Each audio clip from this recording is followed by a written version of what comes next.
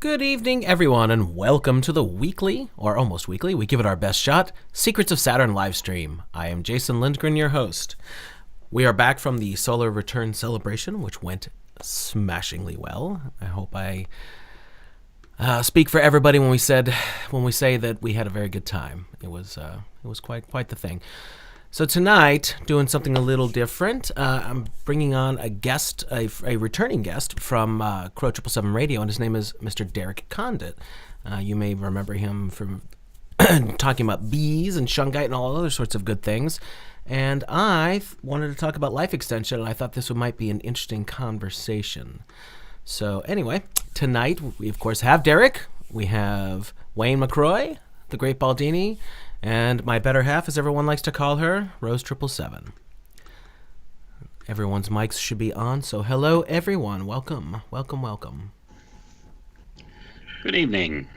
Hello. Good evening. Crow's going to be a little late, by the way, just to let everyone know. Let me get the on-screen pictures all where they need to be, since I didn't have pictures for everyone at the time, but we're going to fix that. So, how's everybody doing? Baldini, you were there with me. What did you think of the solar return celebration? Outstanding. It was a big time was had by all. Yay. And it was great rejoicing. Yay. These are some of the really best people that I have come across. The remarkable nature of meeting that many amazing people in that short of space of time, and that kind of environment is it's pretty off the charts. If you haven't done it, you really should. It will charge your batteries. There's no doubt. Yeah. No, it was great. It was great being able to jam with you, too. That was all sorts of fun. That was so much fun, yeah. The music aspect of it certainly was a great deal of fun for me. So if you're unaware, in addition to just getting together, as Karen B. wanted to do, there was some music and arts going on, and part of that was we did some just jam session sort of stuff, and Jason threw down some of his original material as well, and we just had a big time. And then ODD did his first ever live performance, as well as One Big Love, and Chief Crow and the Flat Earthworms rocked it out there to finish it up, and even asked me to come sit in for a couple of songs. That was big time for me as well. So it was just a lot of fun, absolutely. And you broke out some good tunes. I mean, we just had just a great time. It was a lot of fun. I can't wait to do it again. Yeah, no, that was great. All right, let's get Derek in here. He's the man of the hour, or 2 hours as it were. What's up, Derek? I was just going to say, it sounds like I missed a pretty good time with you all. We did. That was the first live show I've played of my music in 5 years, I think it was. So that was a good test of whether or not I was going to crack or not. Good. Sounds like it went well. That's you awesome. had leftover crack? Wait a minute. And we're not even going to go there, and Crow's not even in the room yet. Oh, dear. No, I'm doing well up Well, here. Derek, So you're I'm up in definitely Washington. invited to the event in October. Oh, there's another one in October? Yeah, there'll be another event in October, Flatoberfest, probably in probably the same venue, if I had to guess. Oh, nice. Yeah, thank you for that heads up too, Rose. That's awesome. That's and where's that? Where's it going to be located? It was in Greenville, South Kakalaki, South Carolina. Gotcha. Kakalaki. Yeah. Yeah, it's pretty far extreme from where I'm up here in Washington State. Well, I came from Seattle, so I was gonna say, it sounds like well worth the trip. Yeah. it was. It was the travel itself was hideous, as Jason and I were discussing offline there. But it was certainly well worth it. Absolutely. So this is I went to the Flatoberfest and absolutely was on board to go back for the Solar Return Festival. So even from Seattle, it was well worth the trip. That's for sure. Awesome. Yeah. I can always use a break, so that actually sounds pretty awesome. Yeah, it'd be great if you came, dude. By the way, the reason why we have it where we have it, our friend Karen B, who runs these things, found a Shriners Hall that rents for a very reasonable price, and no masks involved with anyone. It is an absolutely beautiful thing. Wow, that is awesome. Yeah, we don't play the whole requirement up here either in our area, but yeah, that's awesome to hear. Requirement. Yeah. Well, maybe Washington will be the next state that ditches the quote-unquote mandates. But a lot of the businesses are still being total shits about it, and we really got to start fighting back. I had a very interesting conversation. Well, Rose was there, too. We were talking to our friend Alphonse last night, and he said some really interesting things about why things might be happening with a lot of these mandates and all that, and why states are ditching them. It sounds like there's a show or maybe even a live stream or something just in that, because he knows what he's doing, and it's quite entertaining. But anyway, all right, let's get into this. I thought we'd have an interesting chat on life extension, and the reason why this was on my mind and I thought of it was on the way home from South Carolina, which was a very long drive for Rose and myself. I was listening to a lot of transhumanism, say the word, Jason, trying to catch up and see where things were at right now and what these ding-dongs are saying and things like that. And, of course, one of their prime obsessions is life extension. And, well, that's not what you do. You don't do it through technology. You do it through natural means. And a lot of people talk about this sort of thing. A lot of people who are into natural healing and things like that, they talk about the sort of things that go into what could possibly extend your life. But you really knew your shenanigans when we were talking about it on the last episode of Crow 777, so I thought we could expand on that more since we were trying to get in a whole bunch of info. So which aspect do you want to start with? Do we want to explain what telomeres are and get into the whole C60, carbon 60, buckyballs thing? Wherever you like, my friend. Okay, sure. Yeah, and then I'm not sure how woohoo you want to go, as I jokingly call it, metaphysical. But yeah, I mean, we can go 3D first with the telomeres. So of course, so I'm also what's called a Shungite beekeeper. So we use that mineral Shungite for those that are familiar with it. It's a mineral found in Russia. It's often used for grounding or earthing, basically removing excess energies. So we actually use that on our beehives. So we're organic beekeepers with great results on that. But I'm actually bringing that up because it's actually been shown scientifically, and talking about telomeres, of course, honey products and hopefully organic, chemical or treatment-free ones like we use, or how we keep ours, are integrated into your recipe, your biome, because what they do is actually help extend your telomeres. So you can think of telomeres kind of like, maybe the fingernails and the end of your chromosome, and when they shorten, that's kind of the end of your life, as they say it. But I just want to make the bigger point that there's no reason those should be shortening. You can actually extend them, and one way in 3D is, of course, like I was saying, good organic honey products in many forms. That can be organic honey, that can be used in propolis in different ways. But in the 3D or physical realm, that does have the ability of extending those, and then extending your basically life extension with it. But everything being energy, of course, I'm going to default to that, where physicists will tell you 90% of our reality are thoughts and emotions, so the invisible stuff. So I like to work within those realms too, on your thoughts and feelings and energies. to help, extend your life. And it's all basically frequency. So we can go lots of angles with this. And as you'd mentioned, even the buckyball. And for those who don't know what a buckyball is, there's lots of ways of describing that, but it's a shape, and it's actually a soccer ball shape.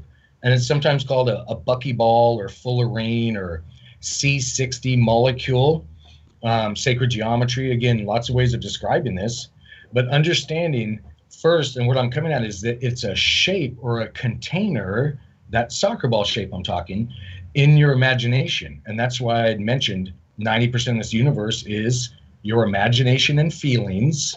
And again, the physicists will tell you that. So why not try having a large effect on your reality in the 90% rather than just the 10% we call 3D, which is illusion anyway. But on that 90%, if you work within energies and feelings and you have the understanding of that soccer ball shape as a container, well, all you have to do is use your imagination, imagine that shape, and it's called manifesting. And then you would then imagine what you want in it. And if that would mean even something to the extent of extended telomeres or longer life extension or helping you personally heal yourself, even physically, you can do that with these thoughts and feelings. And that's tying in that whole buckyball or soccer ball shape into your imagination. So Now, the buckyball, is that a hexagonal type shape? When you look at it, like all the different, like you're describing it like a soccer ball, are they like all hexagon type shapes that combine together to make this type shape? yeah, it's actually hexagons and pentagons. So Okay. 6-sided and 5-sided. It's a combination of those. And basically, in essence, it is a soccer ball shape is a good way to think about it. Right, and that's that geometry in and of itself could, really tell a lot when you're looking at the energy type aspect of it. And I like that you went there.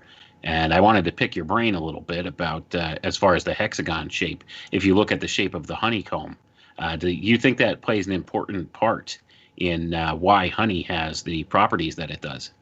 Oh, that's such a great point. It absolutely does, because scientists call the energies around us. Often they call it orgone energies, ether, prana, chi. There's lots of ways of describing it. By the way, But it's Derek, don't worry about getting a little woo on this. We're not Okay. we're not worried about holding back anything. Feel free to give your opinions, your experiences, whatever it is. Go for it. Everything's fair game. Awesome. Okay, great. No limits in. So I'll just talk woohoo all I want. Perfect. That works for me, man. Good, because that frees me up some, so I don't have some restrictions. I'm thinking, just 3D, because I perceive lots of levels of our reality. You can call them frequencies, and from that perspective, and I can see the frequencies much as bees do. Well, knowing that, the hexagon shape that we're talking about here, the 6-sided shape, is actually, as it was just mentioned, so it's also the shape of a honeycomb cell.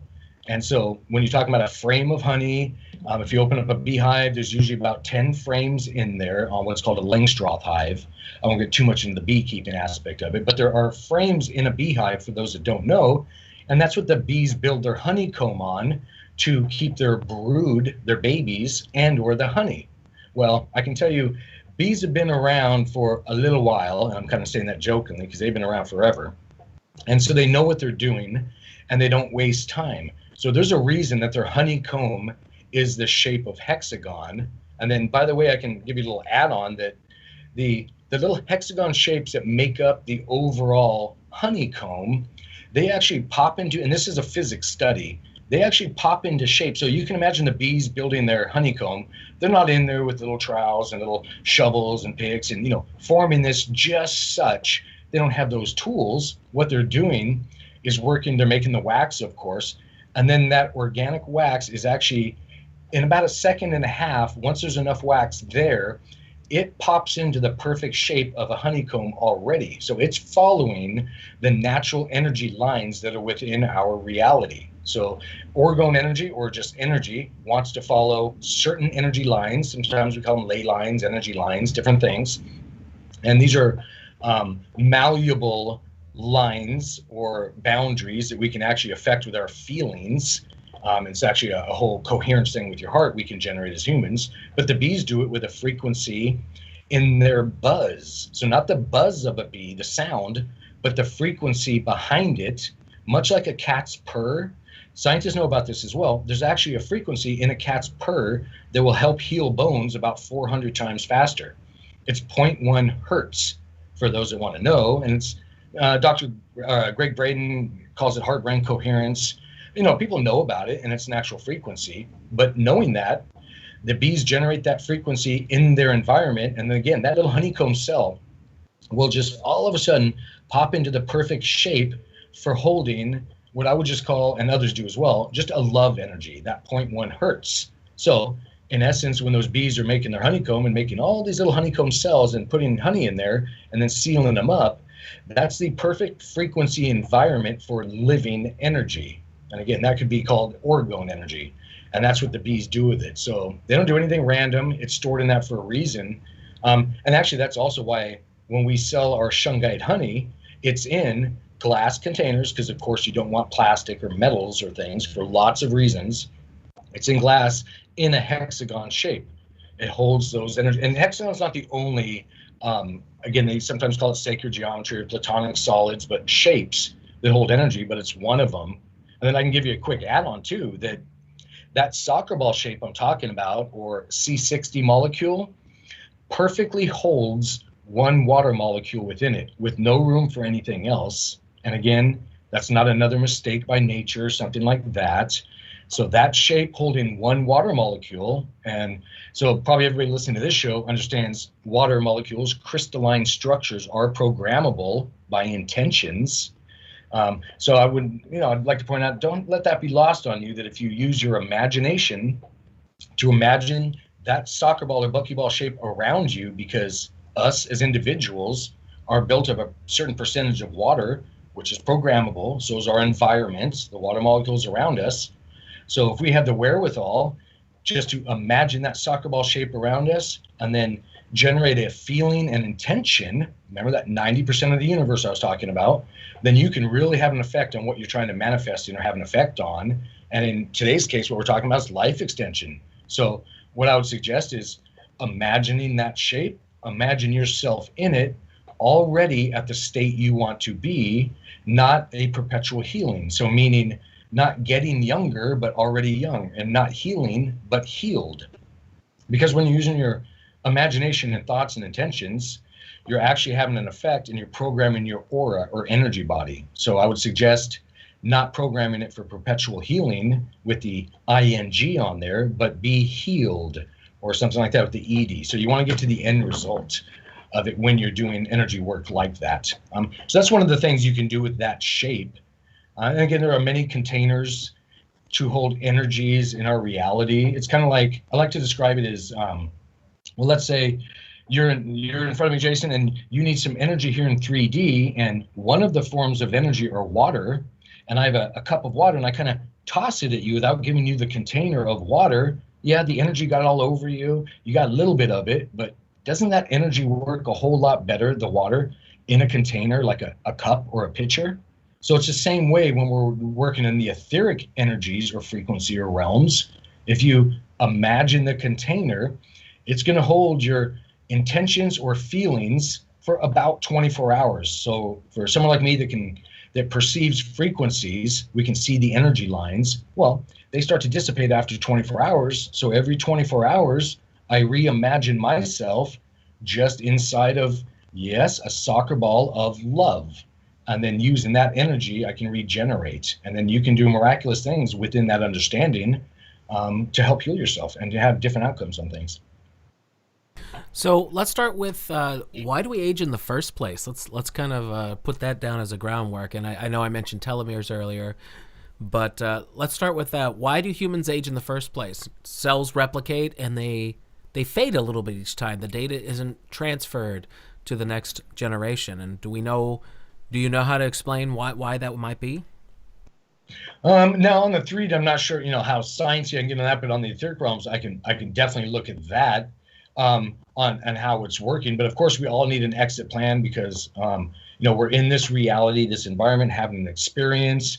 So there's some things tend to happen certain ways in the 3D realm, but also know that you can have an effect on that anyway. So by default, of course, there's certain telomeres, lengths of life extension, but from my understanding, as long as we keep expanding our understanding of this reality, we can then, go past those perceived limitations again by using the 90% of the universe we're told to ignore, which is the invisible, again, our imagination and feelings.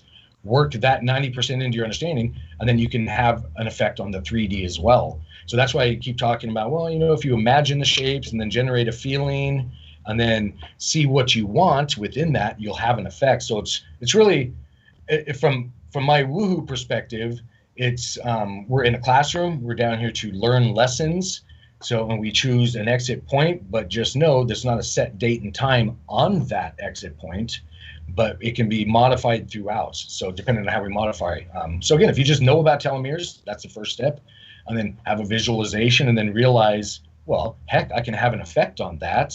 And then if you realize you're not your body, you're actually a light entity having a physical experience, come at it from that perspective, well, then you're all energy, just in a vehicle. So use your imagination and feelings to extend that. So now, as far as physiologically in 3D, there's going to be lots of toxins, free radicals that will limit our life and slow down our bioenergy field. So each person, and I'll back up a little bit here.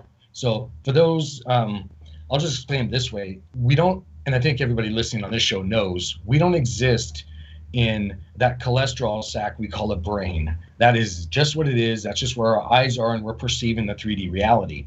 We actually exist as a light entity around a toroidal field, or a donut shape of living energy around our hearts. Sometimes if it's 3D, we call them heart chakras. There's accumulation of physical nerves, but it's an energy pathway. And if you realize that's where you are and that everything is there accessible, you can really have a great effect on yourself. So in the 3D, toxins, free radicals, heavy metals, things like that, slow down those toroidal energy fields that are around us as a whole entity.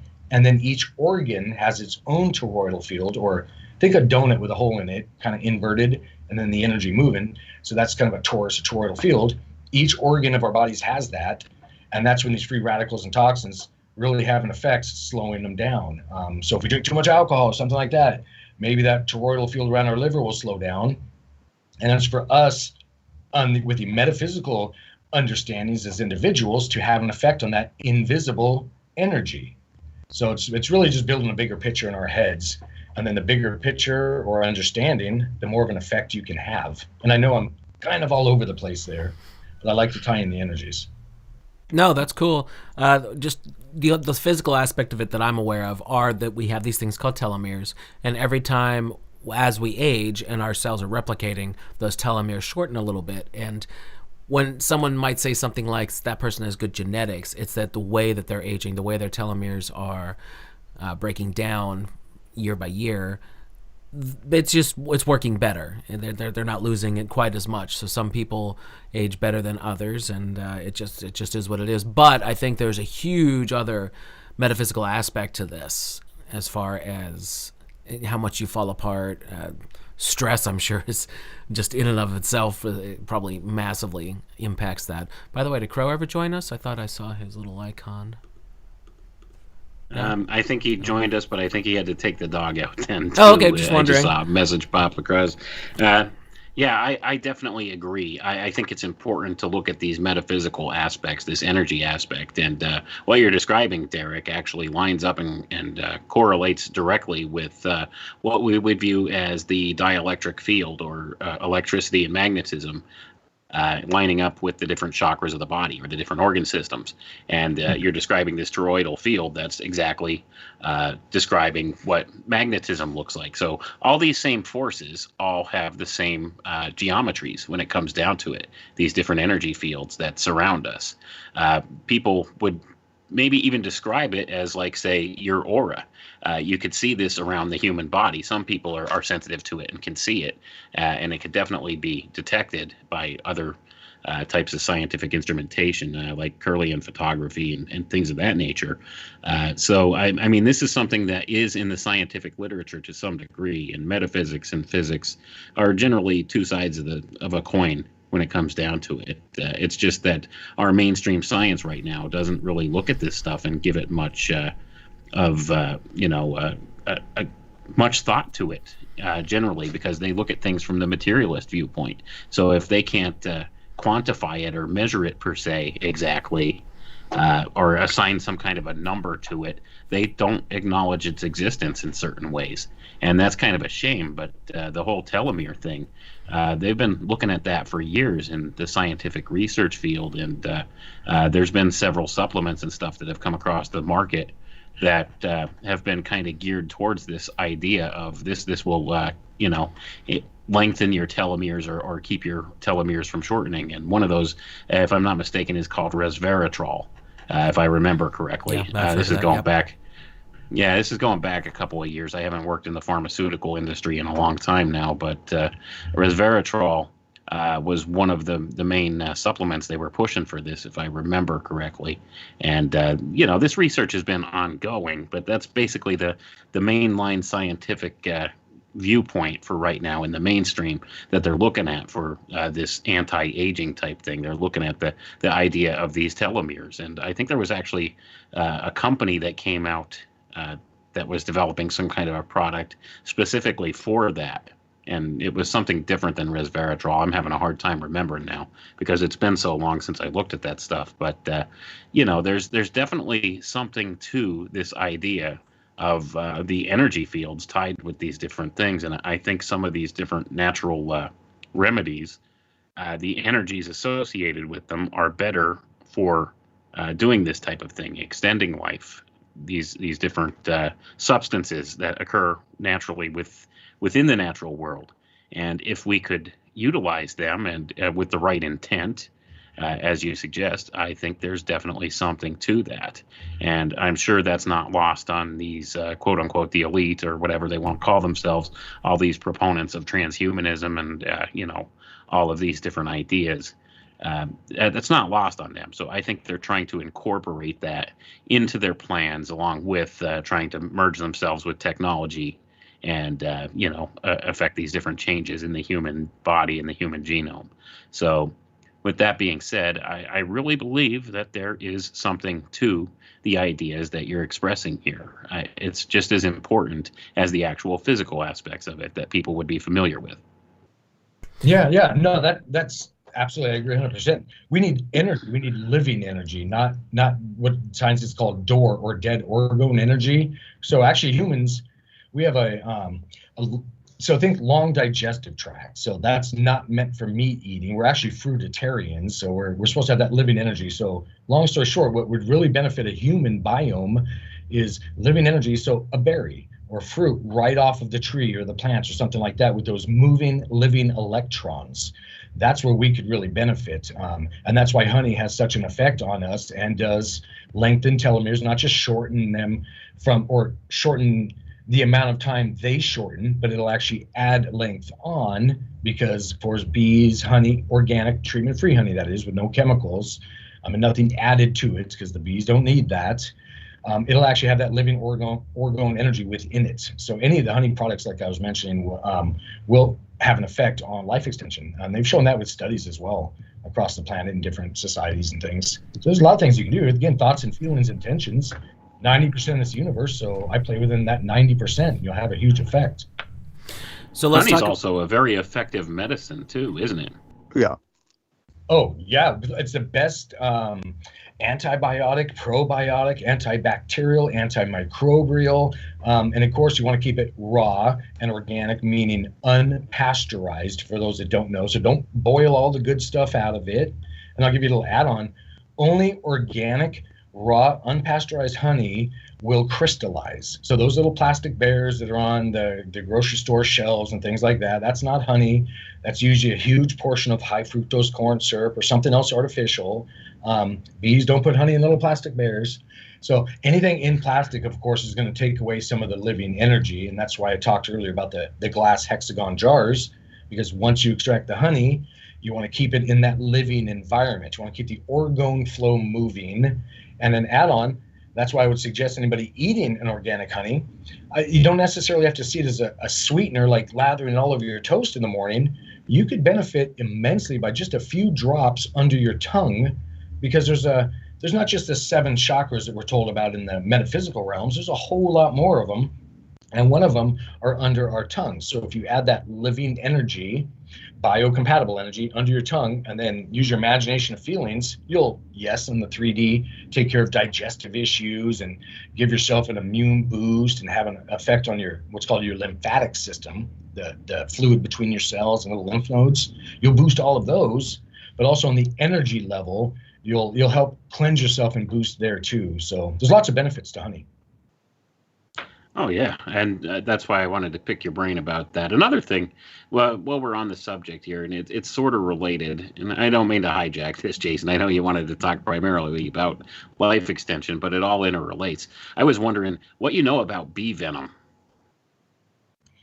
Are you thinking, okay, as far as when they actually sting you, okay, so, and that happens, because I'm what's called a Shungite beekeeper, we don't use toxins, like I said, or chemicals, and no treatments of it. So we have very calm bees. They don't even sting you. If I get stung, it's an intentional thing. It's like an energy boost. So to even get stung is a big deal, because bees know what's going to happen when they sting you. They'll pass on. So they don't want to do that. So if it's happening, there's a reason for it. So I'm just kind of letting people know that bees aren't out there looking to sting. But I have been stung, and actually, oddly enough, I think it was last summer, I was actually stung in the region on my forehead between my eyes that you would think of as your third eye location. So because I'm what's called an intuitive and things like that, it wasn't lost on me that there might have been something to that. So I did actually get stung there intentionally by a bee, and energetically, just the boosting the intensity of the, I'll just call it etheric energies that happens, is just immense. So it's actually a positive thing for me. And then on 3D, people actually get sting therapy for inflammation. Well, and inflammation is just that, a buildup of energies that can manifest in 3D around your knuckles and joints and tensions, but it's all etheric first. Remember, the 90% is energy. So I would start working on the 90%. That doesn't mean take Advil. That means, well, maybe that bee venom you're talking about, if you can get a bee to sting you on there or something, it'll move that energy for you, and you'll start healing yourself. Right, that's kind of where I was going with that. I had seen studies and stuff where they're saying bee venom could actually eliminate cancer cells and things like that too. So I think there's a lot of good medicinal uses to it, and I just wanted to get your take on that as far as the organic type viewpoint of it. From you keep your bees without using any kinds of different harmful toxins and stuff in the environment they're in. So I was wondering if there's a difference between bees that are in that environment as opposed to ones that are out there getting the glyphosate and stuff out of the flowers. Yeah, that's a big deal too, because just imagine if you were, let's say you needed treatment and you went to the hospital for whatever reason, and that nurse or doctor around you, well, their feelings and emotions and state of well-being matters to you because they're around you. It's not like you're separating energy, so everything matters. All thoughts and feelings have an effect. So yes, even the thoughts and feelings of 50,000 bees, which is about the average in a healthy beehive, that have. So keeping them chemical free, it's like if we fumigated our house, well, how much of an attitude or, would you feel or get if somebody did that to you? So it will affect you. And yes, it transfers into the honey as well, because all of that matters. And if you're chemically treating bees or your beehive, well, those, and there are different acid vapors and things like that that treat for bees for mites and different pests. Well, those vapors, again, think fumigation, is getting into the cells where the babies are, where the honey is, and everything else. So all of those aspects definitely have an effect and matter. And the bees just do healthier without chemicals anyway.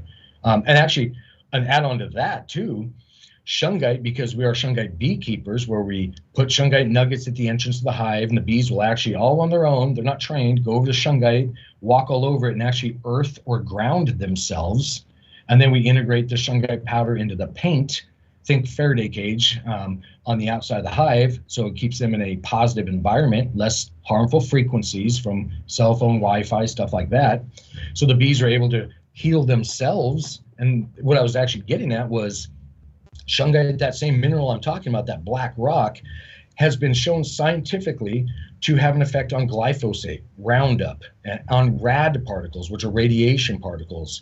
It actually attenuates them, breaks them into their constituents. So scientists and doctors, not just me, and these studies are on our website, republished, they're actually spreading shungite powder into fields to remove glyphosate. So to restore them from GMO to non-GMO and things like that. And again, radiation particles. Our shungite has made it to Japan itself. We've had individuals go there, but scientists are making an artificial C60 molecule, a fake shungite, and putting it in Fukushima because it has such an effect on the rad particles or radiation. So everything's energy, and come at it from that, and you can have a real effect. Now, let's not make any allusions here. The elite, I'm pretty sure, know that there is a lot more to things than just the 3D. So the scientism and all the everything must be quantified and nothing else nonsense, that's for us, the Goyim. I don't think that they hold back on the spiritual aspects for it. I would think that they have some sort of spirit science that they may even understand. I'm just speculating here, but it sounds like something that they would do because they sure as hell know how to use certain things to manipulate the entire world.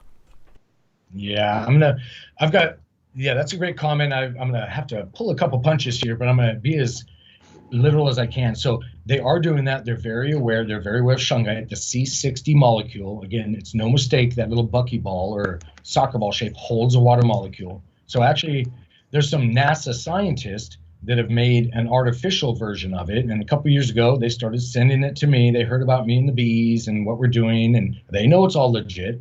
So they started sending me their version, and I won't say the name of it, but it is out there, and it's straight up made by a couple NASA scientists. This can all be Googled later. And we sent them our shungite honey that, by the way, they're feeding it to their dogs with incredible results because shungite has an effect on free radicals, toxins. So think tummy problems, cancers, stuff like that. Well, shungite was actually fed in powder form by doctors and scientists, not me in my garage, to rats, and they tripled their lifespan. And they've also fed it to cattle, to chickens, and these studies are out there. So they understand about the miraculous properties of those molecular shapes, those sacred geometry shapes, that buckyball shape. And so they are making their artificial form with high, and we've had long chats on it, and they've described it to me, big lasers. Long story short, you can make a carbon molecule by heating different substances and capturing the soot, that black stuff that comes off.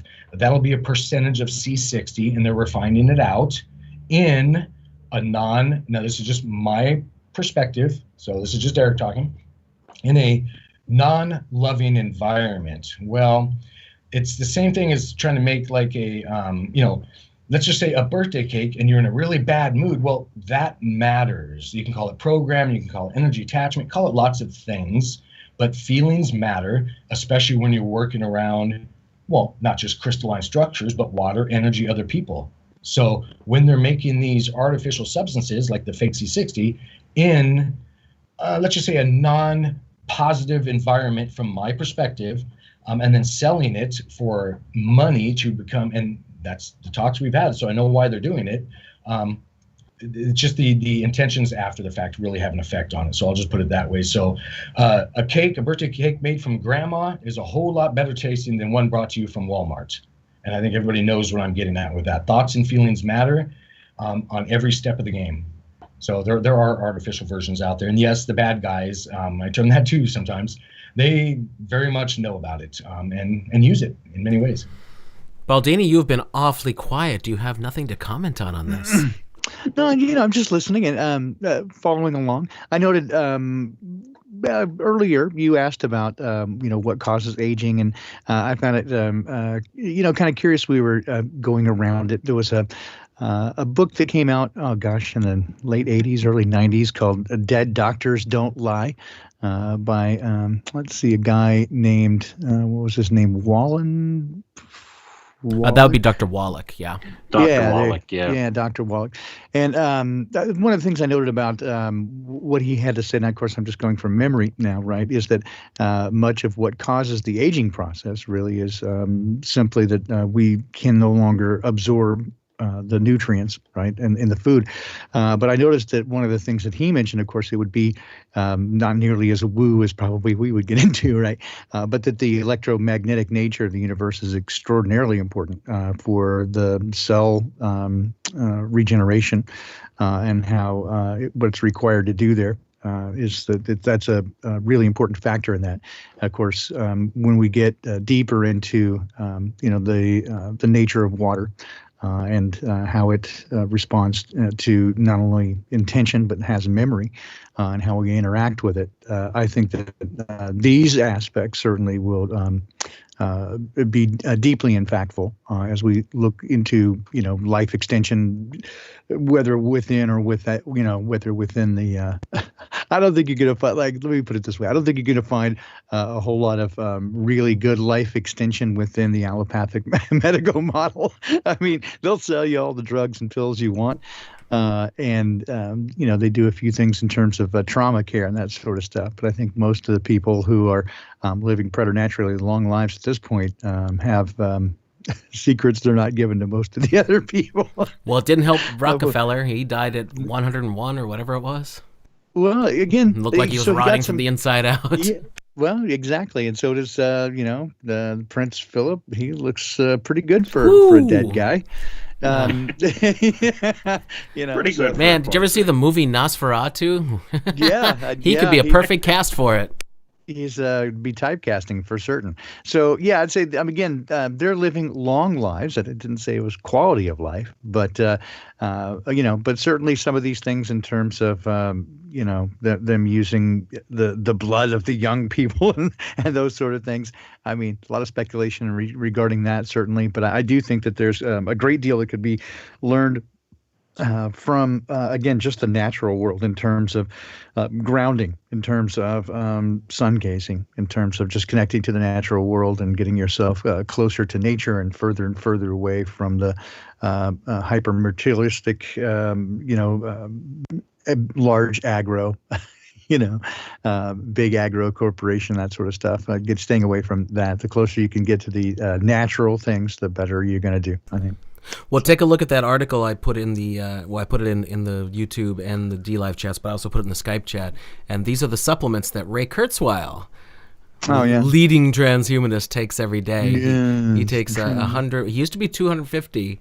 I just scanned through this document. I thought it'd be entertaining, but you guys should take a look at all the stuff he takes. 100 pills a day, and he's targeting pretty much everything you could think of, the whole list here. I'm not going to go through all of the individual things, but here's the subjects that he targets with pharmaceuticals: anti-inflammatories, blood thinners, blood vessel health, brain health, chelation therapy for detoxification, digestion, eye health, testosterone boosters, AGE inhibitors, reducing homeocysteine levels, stress reducers, type 2 diabetes, cholesterol, vitamins and nutrients, general health, there's a whole pile of those, and then miscellaneous. So, well, I guess he thinks money can try and buy it. I know he's got a little bit of an obsession with living forever. Just I don't tad. think that blood thinners are good to take for no reason or at all. I don't think that's a good idea, and he should know that. So I'm a little bit confused by that. I also don't think taking cholesterol medications is a good idea either.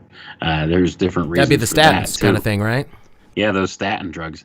They'll do a number on you because your brain is largely made up of cholesterol, so you need that. I wouldn't guess that Bill Gates or Ray Kurzweil are going to tell you how to actually be healthy. I mean, No, this is true. I wouldn't imagine that they're actually going to spill the beans.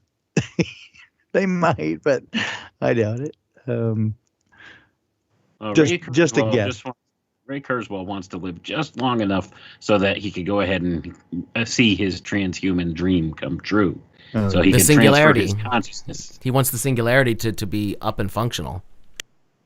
Yeah, and a common misconception with all that is people are thinking strictly in terms of like computers and robotics and like mechanical type devices, and it's largely involved with biology too. The whole transhumanist movement. So they're looking at trying to integrate biological material and like every aspect of being into this. So it's going to be more than just say upload your consciousness into a computer. They need to understand how the body systems and stuff work in order to achieve this, and they're looking at doing different things genetically and like biologically within the human body domain to accommodate some of these different ideas. And that's why they look at stuff like life extension technologies, and they're looking seriously at like telomeres and things of that nature, because they see this as just as important to the transhuman goal as developing the artificial intelligence and the computer systems and being able to understand consciousness and transfer consciousness, in many different aspects. But I think it's a pipe dream when it comes down to it. You're not going to be able to transfer your true consciousness into a machine. That's my viewpoint. I don't see that as being something that's basically that you would be able to do because of just the nature of consciousness. And we don't fully understand consciousness, but there's a spiritual aspect to it as well, and that is largely lost upon these people when they're looking at these things from the strictly materialist point of view. And that's where they come from, and that's why they look at these different concepts like that. But they are well aware of these spiritual things as well, and these different energies as we've spoken about. So they're trying to like leverage those as well. But I think largely the premise of them being able to achieve this transhuman thing the way that they envision it, it's not going to work. And that's why they still need to look at these different biological terms of things as well. Well, how can it possibly work? We don't even, we can't quantify consciousness. You know what I mean? We don't even know where memory is held. That's right. I was going to get to that earlier, and we kind of got off topic, but I was going to mention that. When you're talking about, like when Derek said that we don't actually reside in the meat matter in the head, that's totally true, because they haven't even got it all figured out yet. So how are you going to transfer that into a computer? Now, can you get a computer that has enough information and is fast enough? I guess so. So I think that the best you could do is make a brain tape of somebody where you're literally copying them at the moment that you're taking a snapshot of it. Kind of like how my Kemper guitar amp works. You take a snapshot. You take the data, the incoming data, and try to. Yeah, but. But so what? That's not the person. That's just data. The point. Now, what is the computer going to do with that data? Yeah, it's the interpretation of it, right? And I mean, for example, in most of our senses, we still don't really know quite how it gets from one place to another, right? For example, the optic nerve. We know that it goes from the retina to the optic nerve, and then from there it goes. There it goes to the optic center in the brain, but how it actually goes from the retina and what that data is even on the optic nerve is an unknown, completely unknown. The same is true with the cochlea. Cochlea handles both sound, right, as it goes from the ear, right? So it goes from your eardrum to the anvil, the hammer, and the stirrup, the three bones that are within your middle ear, and then it gets transferred to the oval window to the cochlea. And the cochlea has these cilia in there that are tuned to like about 3/1000th of a percent of each frequency, and so each one then vibrates at the proper frequency, and so that then gets interpreted into the oral nerve. But we don't know what happens there either, and it also does the same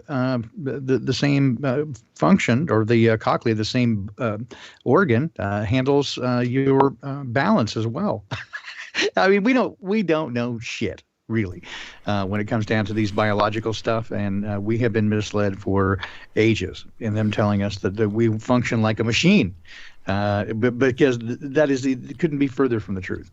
I just saw Austin hopped in our chat here, our friend that does the biomagnetism. I wonder if he would have anything to comment on this whole thing, because I bet you there's a field of some sort that exists that computer data can't replicate either. I would not doubt that for an instant, and I would tend to speculate the same thing. In this field, we would call it spirit and or soul. That's an energy field that can't be duplicated by a machine. And in my view, just from the research and the studies I've done into both metaphysical type things and scientific things, from my viewpoint, here's what I see going on. Water is the carrier of spirit, and blood is the carrier of soul. So blood containing water is the carrier of spirit and soul, both, when you look at these from a metaphysical point of view. So that's why these quote-unquote elite, or whatever you want to call them, these powers that should not be, that's why they're obsessed with the blood of the young, because they see that as it contains the energetic signature of the spirit or soul. And this is how they vampirize people, in that kind of a way. And certainly they've shown in scientific studies that blood from the young transfused into the older people actually enhances the older person's health. It's a topic that's become pretty mainstream in recent recent years. Yeah. And in fact, you could go back as far as there've been writing for certain to see that blood is a not only important but critical aspect in almost every occultic form, whether you want to talk about medicine or magic, pharmakeia of any kind. It is going to be deeply involved in a critical aspect there. And certainly, you mentioned water. I'd say well certainly water and sun are necessary for any kind of life. Right. So you want to add blood into that. Yeah. I mean, you can go to the four elements, right? Seems like those are involved. So one-to-one correlation there, I think. And again, just getting back to the idea that we have been misled entirely to think of the body as a machine and to think of the mind as a computer. Those are the worst possible metaphors for what's going on. It is absolutely poppycock. Right, but that's the paradigm they want us caught up in, this materialist, hyper-materialist paradigm. Absolutely. They want us to think of everything as absolute physical. Well, and it makes the idea of transhumanism attractive, right? If your body is a machine and you just, parts are parts, you just send them out to get chromed, get a supercharged version of this. And, and the mind works like a computer. Give me some extra processing power and some memory. I'll be good. No, it doesn't work that way. But it certainly makes those ideas attractive if you have a perception of these things as working that way. The thing is, they don't. It's anything but that. I got to wonder if this whole neural link thing, I mean, obviously Elon Musk has the public aspect of it, which makes me think that there's probably 10 to 20 years worth of more advancement behind the scenes that they're not showing us, Three Little Pigs and all that. But do you think that maybe they're not trying to literally upload into the computers, but become cyborgs to the point that they're barely human anymore, almost like a RoboCop kind of thing? Because in that sci-fi realm, it was literally like their brain and maybe some of their spinal cord that was roboticized, that was controlling the mechanism. They were literally nothing but a brain. Well, I don't know. I could speculate on it this way and say it might go in this direction, Jason, which is that, that there always has been, to me, from the instantiation, even of the internet. When I first started really kind of digging into the internet in the early 1990s, that there felt like there was a little bit of a ghost in the machine, if you will. So I think it's not outside the realm of possibility that you could, by adding some sort of technology or chip into a human or a brain, introduce it to some other intelligence that could influence it directly. I'd go in that direction. You might be able to go that way, but not reverse compatible. I would agree with your assessment in that regard. I really, honestly, sincerely think that there's something non-human behind a lot of this transhumanist push, a spiritual, some kind of a spiritual entity behind this that does not have the human being's best interest in mind, and is looking as the human body, the human mind, a conduit or a doorway to step into this physical realm here. And that's the vantage point I come from, and everything I've looked at kind of leads in this direction, because when you talk about it the way we've just been speaking about it, when it comes down to it, we as human beings, we don't fully understand consciousness. And to think that, we could possibly get to the point where we could upload our consciousness into a machine and live forever in that machine, or in any container that we so think, and that our actual life force and our essence and our spirit and our soul and all of that stuff is part and parcel of this consciousness per se, or this this upload into the cloud that we're doing. If we think that that's the case, I think we're sorely mistaken, and that's the part of it that's missing here for a lot of it, because that's something that is not objective. That's a subjective thing. Your spirit, your soul. This is a subjective idea. This is not something that's quantifiable or measurable by our what we would call our modern science. So therefore, they don't know exactly how they would be able to, say, transfer this from one container to another, and yet they're making the claim that that's exactly what they want to do, and they think that this is achievable. And that's just discarding the whole spiritual or energetic principle of all of these things and looking at the purely physical aspect of things. Yeah, they might be able to have a computer read our brain patterns or brain waves or something, and maybe reproduce that within a machine or something like that, and maybe make a good replica of that. But that is not essentially you, So that's something that's missing. But what they're doing by this is setting up shop for something else that does not exist in the natural reality here to have a foothold here. And that's just my viewpoint. And I do see some circumstantial evidence and stuff to back up those different ideas, especially looking into the more occult aspect of things. But, these are a lot of speculations and stuff we could make at this point. And I don't think we'll really understand fully what's going on until they attempt to proceed with a lot of these transhumanist ideologies here. Derek, what do you think about all this? I know you said you like to get into the woo side of things. You know anything about what they're trying to do? Are you familiar with transhumanism and all that?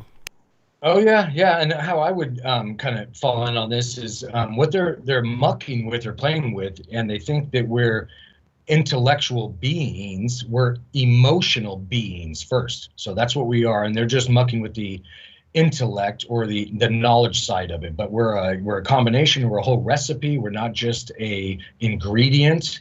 And what they're trying to do is, again, maybe they term it download and make a carbon copy of yourself into this other for the whole transhumanism part. But again, they're messing with that what they think we are, which is the intellect and intelligence. But again, we're emotional beings, and we all know that because that's where the power is, and that's why they're also trying to get us to believe that they can even do these things and transfer or upgrade ourselves intellectually on that aspect. But they're leaving out, again, most of us, which is most of us individuals, meaning the emotion aspect of us, because that's what we are. We're energy beings.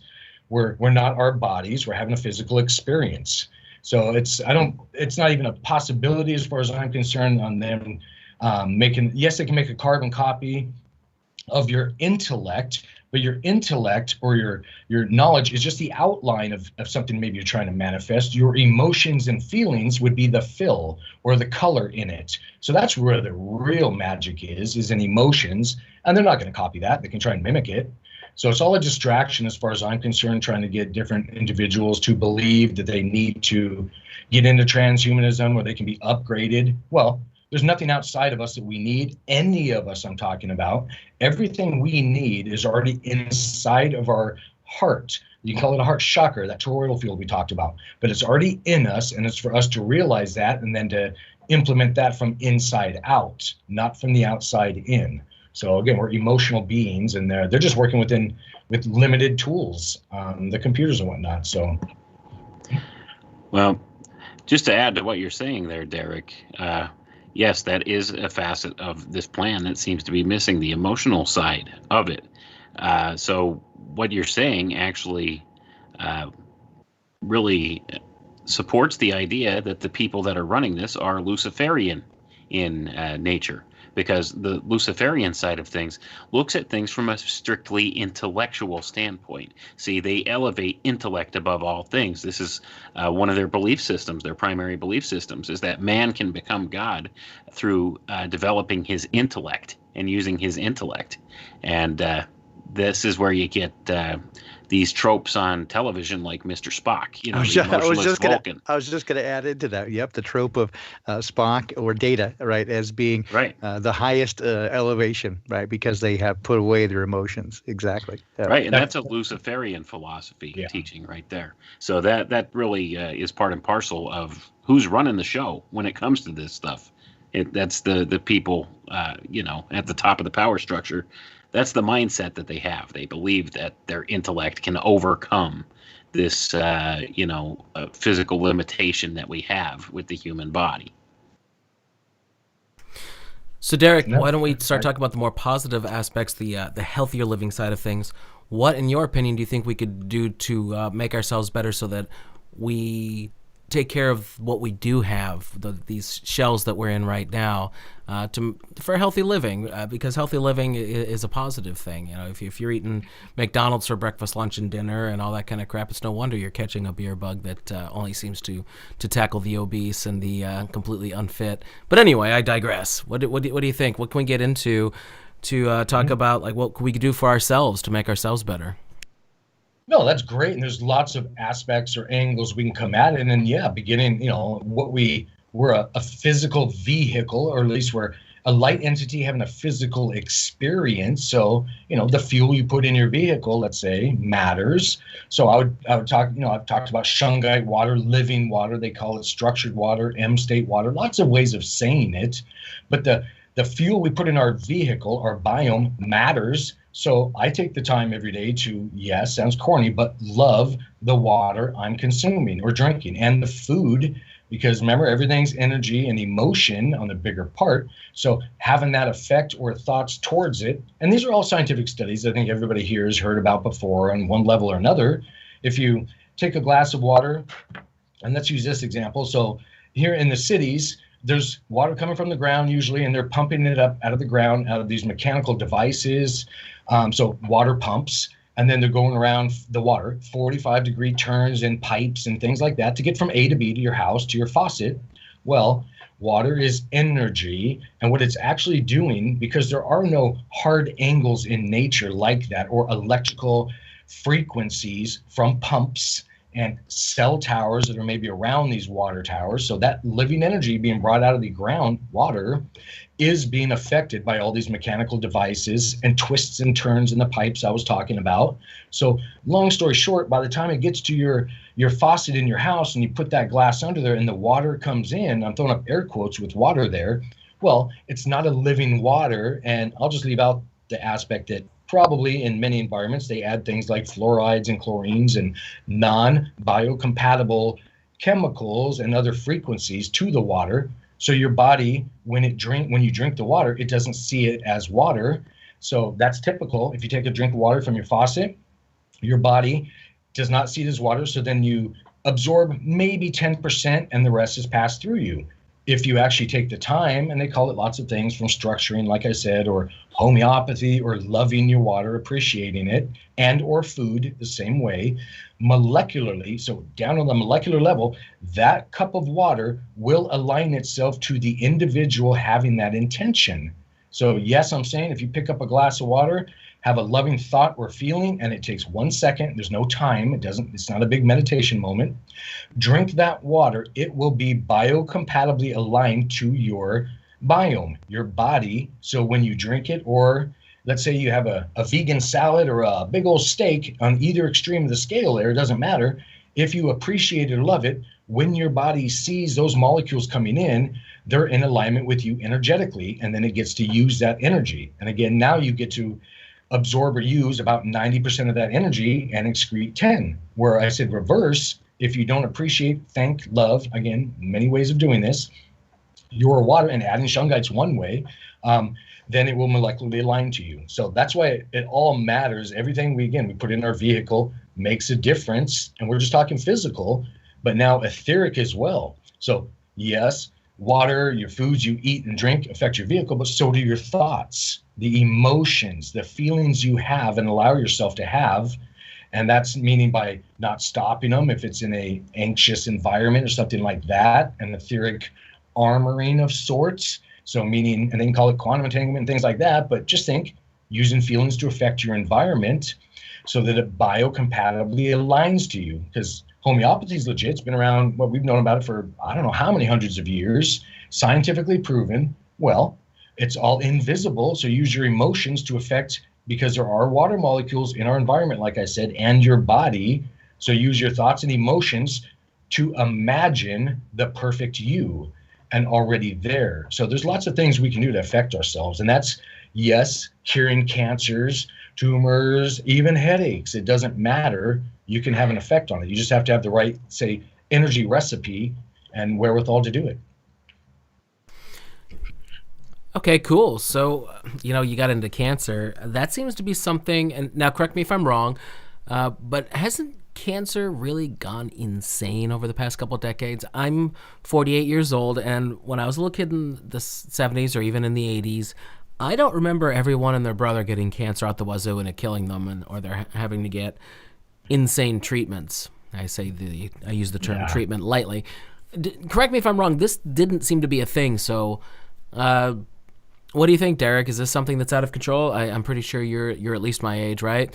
So, oh yeah, I have opinions on that one, and I'm 50 myself, and it's come and gone before, and I've seen, so I can actually see those frequencies, and an easy way to get to it is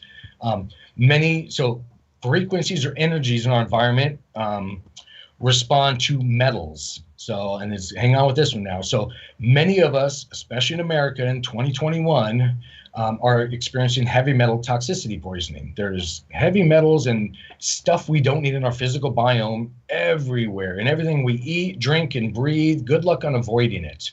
So knowing that you're getting these metals into your system, and then, yes, we're in a reality of frequencies now. Welcome cell phones and Wi-Fi and different satellites and lots of stuff out there emitting frequencies that respond to metals that are, so think of now yourself as a walking antenna. Well, they're really having an effect on you, and that's a tie into 5G and other frequencies, not just 5G, but many frequencies. And emotion is a frequency, by the way. So knowing that, then I would definitely do things like, limit your metal intake. And again, I did say it was in everything we eat, drink, and breathe around here. Well, then you can take steps by not using metal utensils like forks, knives, spoons. You can get bamboo ones. So that little sandpaper-like thing in your mouth called a tongue doesn't scrape off metal particles with every bite of food, or stainless steel water bottles that slough off metal particles with every drink. And it does happen. So I limit myself to anything I consume to eating out of wood, ceramic, or glass. And yes, you can buy water bottles and all the above, and again, wooden utensils, things like that. So realizing everything's frequency and energy, I go at my life realizing that, and then limiting the excesses. So even in the 3D, let's say we do have glandular issues, because that's one of the symptoms from a lot of excess metals in us. Well, things like zeolite clay, Zeolite, for those that want to look it up, that's just one of the different supplements. We'll just say it's a clay. It actually, the zeolite specifically, passes what's called the blood-brain barrier because of its nano-sized particulate, and gets past your digestive tract into your organs and glands and greater systems to pull out those metals, so that you're not like an antenna being waved in the air, just picking up on all sorts of scattered things and jumping between channels. So that's one of the things I would suggest that we can do to help ourselves in these, again, high frequency environments, is watching what we eat and drink. And then again, your feelings and thoughts matter. So with 90% of your universe being imagination and thoughts, which it is, well, I would work in these sacred geometry shapes like that buckyball or soccer ball shape. Imagine yourself inside of there already healed. So now you're tying in different levels of reality, and you're programming yourself. So you can really have an effect in the, what I'll jokingly call the woohoo realms as well, with thoughts and feelings. So we can have big effects. Well, let's get woohoo. So do you think that there is, and this goes back to a conversation that Rose and I were having the other day, do you think there's an emotional component to cancer?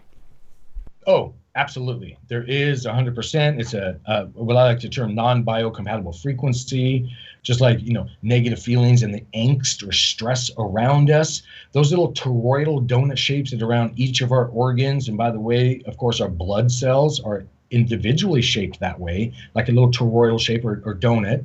And they have their own energy field, and then it kind of goes out from there. It slows down that biofield, so then we start just slowing down energetically, and that's what lets the free radicals and tumors take. So actually, if you have a negative experience in this life, whatever that might have been, and you dwell on it, you think about it, you just think, ingest it, really just sits home for you. Well, what happens is some of these free radicals and toxins in our environment that are now in our bodies start spinning, and I'm talking about the actual cells, non-biocompatible. So if they stay there and we stay in these negative energies or thoughts, the cell next to them will do the same thing. And then it goes on from there, the next cell and the next cell. And then, well, guess what that turns into? A tumor. And then those can turn into cancers. Well, we just gave it to ourselves, and you can do the reverse. Change your thought patterns, your feelings, your understandings, and you can reverse these negative energy flows and boost them. And things like salt baths can help you with the whole electron exchange. So that's kind of a tie-in between physics and metaphysics, because they are connected. Science is just a language to somewhat describe things, but knowing things like from the understanding that emotions matter and thoughts matter, well, and physical, you're all connected. So a salt bath isn't like a pink Himalayan salt or Epsom salt or Dead Sea salt bath, isn't about checking off a box on your metaphysical checklist. Well, I did my woohoo work, I'm good to go now. No, it's about taking advantage of that high electron environment, the salt I'm talking about. So getting in that bath or shower, getting the salts around you, and it moves between your multiple bodies, your energy bodies, and then program it with thoughts and feelings. So now you can actually reverse things like cancers, tumors. I've got stories that are just unbelievable here in my office where I do sessions of people healing themselves by stopping all chemicals and then changing their thoughts. They do what people call miracles. We can all do these things. It's thoughts and feelings. So our friend Lacey just asked what your thoughts are on borax for heavy metal detox. Oh yeah, that's a great one. Borax is one of many. There's a whole electron exchange there where they pull those metals towards it, and then you just it pulls it into your system. And you excrete it out. I'm a big fan, like I said, of zeolite clay or bentonite clay. Bentonite's more digestive tract, and these can be given to animals too, by the way. And I actually make a shungite mixture with diatomaceous earth. It's called DE sometimes, but that's another natural substance that you can take to pull toxins out of your system, be it animals or humans. But yeah, I'm a big proponent of borax, of zeolite, the clays, the salt baths. Even put in the clays if you don't want to internalize it. Yeah, you can put it right on your head, the bottom of your feet, and it will pull, because of course our skin is it's the largest organ in our body, of course, but think of it as your third kidney. It's a filter. And yes, toxins actually move through your skin. So that's why when we walk around our environment, it matters on what we're thinking and feeling. So yeah, I like the borax. I like the different clays to pull out the toxins. And there's heavy metal everywhere. So again, in our environment, so I'd really watch where you introduce it yourself. Watch all the metal you touch, because it's science fact that anytime you touch something with your hands, your skin, your arm, whatever, your surface of your skin, in 26 seconds, it will appear in your blood. And that's already been done. I don't care what it can be, a chemical from your shampoo. It can be a doorknob that you touch as you're leaving the house. Whatever's on there will appear in your blood in approximately 26 seconds. So just be aware of that. And then I would kind of go a little OCD on, well, no chemicals, because your body's not craving prescription drugs or chemicals at all. And then be cognizant of things like the plastic water bottles. Even if they say BPA free, well, that just means they replace BPA with another chemical. Your body's not craving chemicals. So then glass containers. So lots of ways to detox. So getting back to the life extension things, what else do you have in your bag of tricks? I know you sell a lot of products. By the way, talk about that. I know you're a Shungite guy. You're really big with the bees and all that. Feel free to talk about your store and all the things you sell and you do, because a lot of folks may not have heard the 2 shows you did with Crow and myself, and we want to make sure people know who you are and why I even brought you on in the first place. Oh, sure. No, I appreciate that. Yeah, so actually, and we have an online store, mysticalwares.net, So where we there's your have some. woohoo, right? Yeah, there you go. Exactly. Yeah, it kind of ties in there. And then when you mention the products, well, I actually want to mention one that ties in shungite and silver. And again, all of these things you can make at home. So I don't have any secret recipes. It's not you have to buy from Derek or anything like that. We're about love and energy, not money. So any of these recipes or products, I've done whole shows on telling people how to make them. And what I'm getting at here, shungite, again, that we talked about, removes toxins, and excess energy from you, free radicals, glyphosate, stuff like that. So I've made a skin balm. Actually, my wife makes it, and it's a organic beeswax skin balm with shungite powder and silver particles. So actual little particles. I make a colloidal silver here. That's used for lots of reasons. It can be, you can drink it, you can put it on burns, psoriasis, eczema, lots of things. Silver, the actual metal I'm talking, has a physical compatible frequency to it. So it'll get rid of harmful bacteria, viruses, lots of things. And on the energy layer, it helps us boost our own orgone flow. So we have a shungite skin balm with silver particles in it in a, just think a large chapstick tube. So you can actually take this, and it's all organic beeswax as well, no chemicals added. You can draw with this skin balm, again, shungite silver mixture, on your body to move energies. And I don't care if energies means inflammation in an area or an infection in some area. Those are all symptoms of something else. So basically, you want to get the energy moving. So things like these energy, devices, and that can be the form of a skin balm, you can draw on yourself and move the energy. So then the energy moves and you start healing yourself. So that's why you might want silver particles in something. We even make, and I'm mentioning it so that, again, it can be done at home, but a pink Himalayan salt soap with shungite. So now think, a whole salt bath in a bar. So if you don't have a bathtub at home, you just have a shower, turn on the water, get all lathered up with that salt around you, and then do your woohoo work during that, again, high salt environment. Imagine yourself healed, better, less stress, less anxiety. Remember I said imagination and feelings here, and that's where you're going to have an effect on 90% of yourself, and the other 10% that's illusion anyway, the physical, will catch up to the 90. So products like that, energy products, can have a huge effect on us. And then another one would be that the shungite honey, where we have that organic honey. It's an energy supplement, not a sweetener. So yes, you could take a tablespoon or whatever of the shungite honey, put in your coffee or tea or whatever, and you're going to get a really good, sweet boost. But think of it as an energy supplement, removing excess and overage, and I'm being specific, for the individual. So when I eat shungite honey or use the shungite skin balm or things like that, I just have the thought, I want to remove whatever energy is excess and overage for me, and that can vary day to day. And then and it's also called grounding or earthing. You don't have to go hug a tree or put your feet in the bare sand or earth, something to all of that. It's all legit, fantastic thing to do, but often we're limited and we can't. So that's where things like these salt soaps and shungite skin balms will move the excess energies around us, so we heal ourselves is what's actually happening. Now, getting back to the now shungite, a C60 as well. Well, C60 is the molecular shape, that soccer ball shape that is found within shungite, and there is a product called C60 out there, so that's kind of the confusion. People think, C60, yes. Some of these people did co-opt that name, C60, and they add different names onto it, but it's really the molecular shape is what they're talking about, and that is in shungite. Okay, so if someone were to use shungite, and I have a good bit of it myself, primarily from youth, and I thank you for it, what uses, because it's pretty common, it's certainly not expensive or anything like that in my opinion, what do you think you could do with it between the powder, the rocks, the polished, like all that? Like, what can we do with all these things?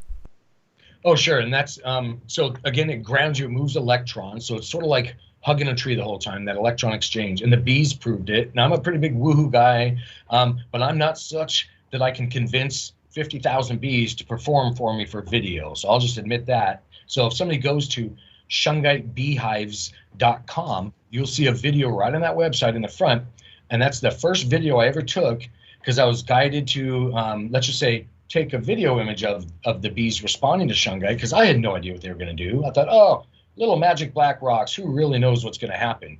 Even though I understand the woohoo, I didn't know how the bees would respond. I put these little Shungite nuggets at the entrance of the beehive. And for those that don't know, a beehive, they're called a Langstroth beehive here in the US, the white ones you maybe see in a field. They have a little over a foot long entrance in the front on the bottom, about an inch tall. So lots of room for the bees to come and go. And on this video, what I'm talking about is I put the nuggets on the far right corner, or I guess their left, and just watched. Well, within minutes, as the video will show, 90+% of the bees, and again, they're not doing tricks for me, I'm not that good, they're going over the Shungite for a reason. They're earthing and grounding. So when I started watching them, with the levels of perception I have, I was saying, oh, there's electrons. It's the same thing, what we call earthing and grounding, removing excess or overage. And then what we found as the coming years progressed, we had no colony collapse disorder, which is, long story short, when the bees leave the hive, they don't come back. The beekeeper walks out in the morning and they have an empty beehive. Lots of reasons for that, usually frequency and toxins. But the Shungite bees are earthing or grounding, remember, removing excess before they go out to the fields and pollinate and whatnot, and then come back. So that's what we started seeing, and then I had no losses, and we progressed for years now and integrated Shungite in different ways with the bees for earthing. So what I'm saying is, when Shungite for yourself, well, I have one nugget sitting here in my hand. I have a pendant around my neck, so it's having it around you to keep the energy moving. So it removes excess and overage. And again, that's in the 3D electrons, stresses, anxieties, and then you'll heal yourself. So it's not that it's a magic black rock or anything. Well, kind of, because it helps you help yourself. And again, it's been used in studies many times. Shungite has for many uses. There's a reason, again, they're taking it to Fukushima. They're spreading it in fields now to restore them from toxins. Again, it grabs the glyphosate, the Roundup weed killer molecules, breaks them up so you can now reuse that area for natural growth. And then Shungite also just having around you on your electronics. So we actually make Shungite stickers. So it's not a volume thing. I like to explain it like this. So in the 80s, so I grew up in the 80s back then with these big old boom boxes on your shoulder. And not that I did that. I won't admit that. But let's just say you do that. And so it's a lot of sound. Everybody's hearing it. Yeah, well, you don't need those boom boxes because now you can get all that sound or frequency on little, earbuds or things like that. So knowing that, what I'm getting at here is Shungite is not a volume thing. You don't need the big boom box. A little nugget is just as strong as maybe a bowling-sized ball sphere that actually the mine itself in Russia sent us, because they found out what we were doing with the bees and heard about it and the results. So they actually made us literally a bowling ball-sized piece of Shungite sphere and sent it to us a couple years ago. It's on display here at Mystical Wares. But that is no stronger energetically than a little dollar bead that we'll sell you so you can make your own bracelet. Again, we're about love and energy, not money. So you don't need a huge amount of Shungite to have an effect. It's like grounding on a tree. Do you have to find the biggest tree in the park to feel better when you hug it? No, it's just anything. It's the electron exchange. So you can have the Shungite around you in different forms. We put it in Shungite rubber that can actually be, think malleable, kind of like a mouse pad, so you can wrap it around your arm if you have an injury. It moves the orgone energy. You heal yourself. Cats, dogs, pendants, because of their big energy movers as well. So I would suggest putting Shungite water, or what we call Shungite beads. We'll actually take 3 Shungite beads. I'm talking about just little beads with a hole in it, with pure silver wire, and we call them Shungite water beads, and the number 3 is not lost on me for a lot of reasons. And we'll wind them with that, and you can put that in your water. So on the 3D levels, yes, the silver kills harmful bacteria and viruses, but on the etheric levels, or again, woohoo levels, it's structuring that water, making it biocompatible for you as an individual. And then the Shungite's removing toxins, radiations, free radicals, all sorts of bad stuff. So you have living water. So just get creative. It's an ingredient that we can use in our environments many ways. And actually what I skipped over quickly was a Shungite sticker. So what I was getting at was the volume doesn't matter. So we make stickers with just the most minute amount in the sticker itself that you can put on your cell phone in between your phone and your case. So then it fits evenly, and it has an effect on the frequencies or energies being emitted from the cell phone. It's not blocking them. It's not a Faraday cage. You're not going to lose cell signal. What it's doing is taking the edge and the frequencies. So I'm trained on what's called an oscilloscope. So when frequencies come in our environment, they're sometimes called sine waves or square waves or things like that. So kind of think being poked or jabbed by frequencies continually. Well, that really adds up. And Shungite kind of takes the edge off of it. So it's less harmful to you, the frequencies I'm talking about in our environment. So they help us on that level as well. Well, maybe we should get into frequencies then, since they are indeed ramping us up to this 5G level of things. What you got to say about that, and any suggestions on, well, first, what you think that might do to us harmful-wise, and suggestions on dealing with it? Oh, sure. Yeah, the 5G and all of that. And I do, so here on the west coast of the U.S., I am going next week back down to Arizona. So I drive through all kinds of high-frequency environments, right past what they call Area 51 and all types of new towers I see. And I do this all the time, so I get to see the new stuff going up in these different areas. And what they do is they actually slow down, because I can feel it when I go through there. So I what's called etherically armor, not protect. That's a state of weakness. Armor is an empowerment feeling. So that's, I armor myself. And then going through those environments, they have less effect. So, but what they are doing, those energies are not just 5G, but the other ones, they're just frequencies. So I'll generalize. They're non-biocompatible. So those little donut energy shapes going around our organs, our cells, and our bigger self slow down. They don't stop, but it's like fighting against it, like being a push. So that's when I want Shungite in my energy field, your aura, your chi, your prana, again, around your body, so that energy moves. And that's a better way. It's kind of like your flotation devices in the deep end of the pool. Blow up those little air things, put them around your arms, and it helps you out. So it's one thing you can do. So we even have Shungite magnets. Shungite has an effect on what's called orgone, the invisible energy of our environment. So if you put a Shungite magnet on a motor, what it does is affect, people think, oh, a little black magnet, there's no way that can affect a car or a refrigerator or something like that. But it does. You actually save gas mileage. What it does is that having Shungite in that environment of energy, let's say the car's motor, because what a motor does is it's fighting resistance in our 3D environment called orgone. Well, Shungite lessens that resistance, so the motor moves less resistance and moves smoother, less fuel to run. And long story short, you're going to save gas. You'll have to adjust your refrigerator, meaning turn it less cold, because there will be less orgone resistance on that motor or pump in the back to fight. So we've had just countless stories on that, just realizing that Shungite has an effect on energy movement. So then you can get creative and see it as a tool. Can Shungite be molded somehow into making some sort of magnets to make a full AC motor out of to spin more effectively? Well, that's interesting. You can. I have done it. That made special magnets where I'll take the Shungite powder with silver, because I found I think the extra strength version would be adding those silver particles. So I do get the colloidal silver and get it out and extract the silver and add it into a resin magnet. So now think piezoelectricity, a pressure. So if you put pressure on a crystal or something, it'll actually glow green. There'll be energy, and that's a whole Bermuda Triangle thing. Think like crystal caverns over there, earth pressure's happening, and there's miles of crystals generating energy. Well, things fall out of the sky when that happens. And there's lots of ways they're describing that one. That's a whole nother show. But knowing that, that it does have an effect. So yes, you can do the magnets with the resins, so it continually has a pressure on. And in that magnet, I put a little nickel cadmium magnet, so an earth magnet in there with Shungite resin around it, because again, I'm familiar with that toroidal energy flow around a magnet as well, the whole north-south. So it does have an effect, and it adds Shungite into the overall energy of the motor. So even heat pumps, water pumps, it doesn't matter what it is, will have an effect from a Shungite magnet being on there. And they're not large, it can be any size. Cool. No, that's really interesting. I've known of people who are working on, I hate to use the term free energy device, but that kind of concept, things that you're getting more out than you put in, assumedly, because it's tapping into something beyond what the normal scientism would say. Wayne, you got something to kick in there?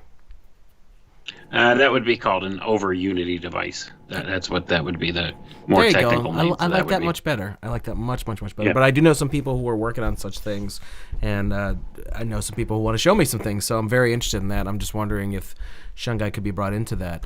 But you mentioned toroidal fields early on, and that's something that really interests me because a lot of people who seem to do a lot of work outside of the mainstream of just in the normal science, all the bullshit kind of nonsense, that's completely controlled from the top down.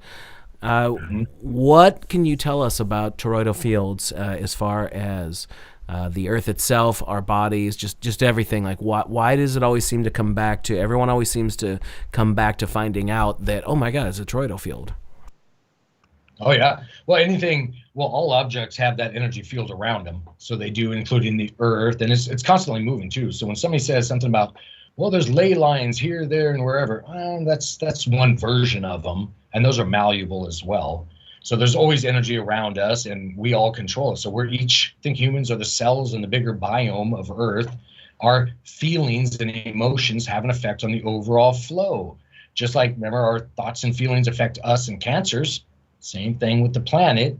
So hand, that's probably why some of the ones that believe they're in charge are trying to keep us all in angst and stress, those type of energies, so we don't become more of ourselves. So it's all a limiting factor. They're trying to limit our environment, and they'll even give you visualizations and show them to you backward, like maybe the toroidal flow spinning backwards. So we all think about that. Well, if we think about it that way, we'll have an effect.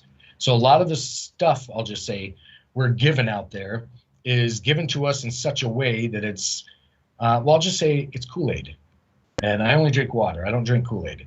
So it's a limiting factor. It's a way to get you to have a certain belief system, and things like that. So it's that, yes, there is a bigger toroidal field around the Earth, and it spins. There's a whole lot to it. I would just think moving energy and not get too stuck in the programming. And often we're taught that too, to go OCD, thinking about this, that, and the other. But if we just think of the overall energies being, it's going to sound a little corny, but love, the overall frequency being that, or orgone, we can really release some of those limitations. And yes, the satellites and antennas on the ground, they're trying to control everything in between and stuff like that. Basically, adjusting that energy flow so we can't access more of ourselves. So there's lots of ways of looking at it. For me, it's a limiting factor from my perspective, because we are energy beings having a physical experience. Do you think the toroidal field is a representation of how the universe is actually structured? Oh, that's a great question. Absolutely, it is. And I wouldn't limit yourself just to that. I would think toroidal, and not that you are, but I just want to give it a little more, maybe a visualization, toroidal field around not a limited DNA strand. They say 3 and blah, blah, blah. That's a limiting understanding. There's many, many more. They think lines of antennas we have access to. We can call it DNA, because we're a light being, but it is a limiting factor. So just expand your imagination and your reality expands. So it does have an effect. Oh, I like that. I like that a lot. Tying that in with the whole Buckminster Fullerenes and all that, and you were saying about the shape, does that tie in directly with sacred geometry, if you happen to know?